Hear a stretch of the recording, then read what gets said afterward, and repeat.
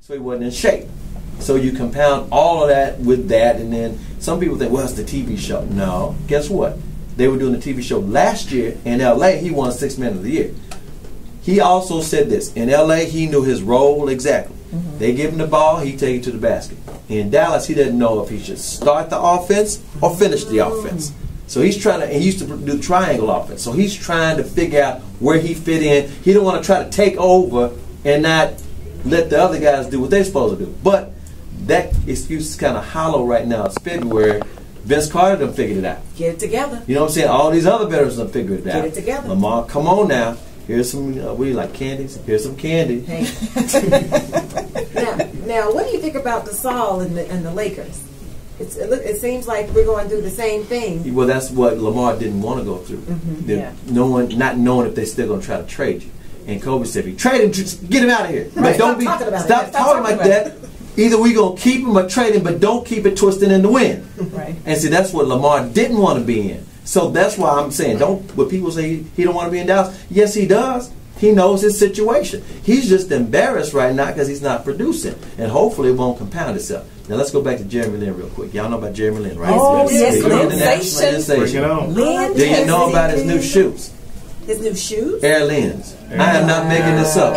He got a deal with Nike, like Air Jordans. Wow. No. It's bigger than that. How much was it? No. He ain't come out with them yet. Okay. They first came out with the Lin Sanity T-shirts. You can get them at Foot Locker.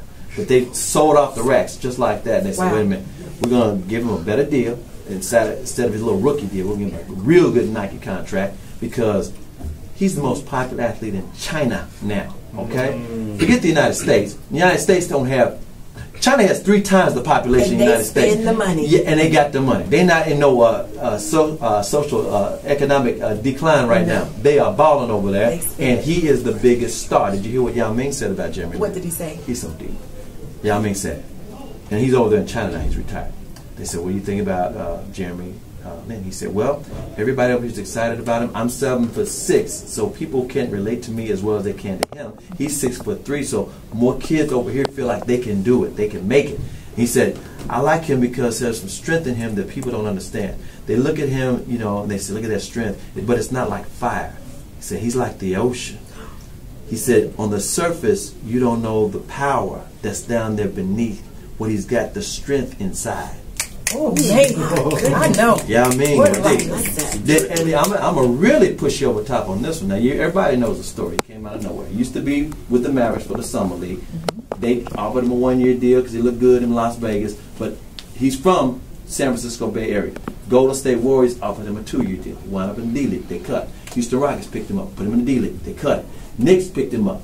He's sleeping on people's couches. And congratulations for getting your own place, Jeremy. That's right. Finally got my white plane right near the practice facility. Everybody knows the story. They finally let him in the game, and he's, you know, the athlete of the year right now, right? Right. Here's what you didn't know. And did you know he's very religious? Oh, yes. Yes. In fact, he said that if he wasn't playing basketball, he would be the pastor of his church. And he said that Tim Tebow, he likes the way Tebow's handling his success. Here's what a lot of people didn't know.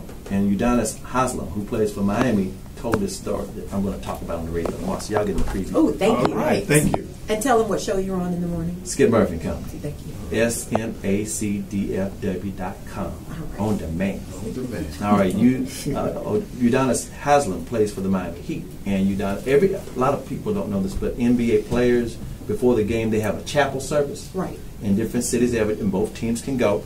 And here in Dallas, the Dallas Mavericks chapel service is run by Dr. Tony Evans. From, okay, I didn't know that. That's right, from Oak Cliff Bible Fellowship. He runs the Dallas Mavericks chapel. And so before the game, in different cities, and Udonis Haslem, he goes to all the chapels. He's been doing this for 8 years. So, and everybody usually, they pray for good health, don't get hurt in the game, pray for their team to do well, or whatever might be going on in their lives, you know, for their families, say, let's pray for my grandpa who's not doing well, whatever, right? Chaplain always said, what would you like us to pray for you on? He said, back in the end of January, they were playing the New York Knicks for the first time. And Jeremy Lin came in there to the chapel. And, you know, pastor was asking everybody everything. He said, Jeremy Lin said something I ain't never heard a player ask for. He said, what can we pray for you for, son? And Jeremy Lin said, is it okay if you pray I don't get cut? Oh. and he didn't. So here's what happened next. That's how worried he was about. Right. I've been trying this career. Is it really for me? Right. So he said, "Is it okay? Can you pray for me not to get cut?" And then they prayed, and just like you Johnson, just like normal, Jeremy Lin didn't get off the bench. He sat on the end of the bench in January, and next couple of weeks did nothing happen. And then the injuries hit. And then they called him out. That was the Lord. And the next day, that's what Jeremy Lin said. Jeremy Lin said, look, bottom line is this, the Lord has put me in this position.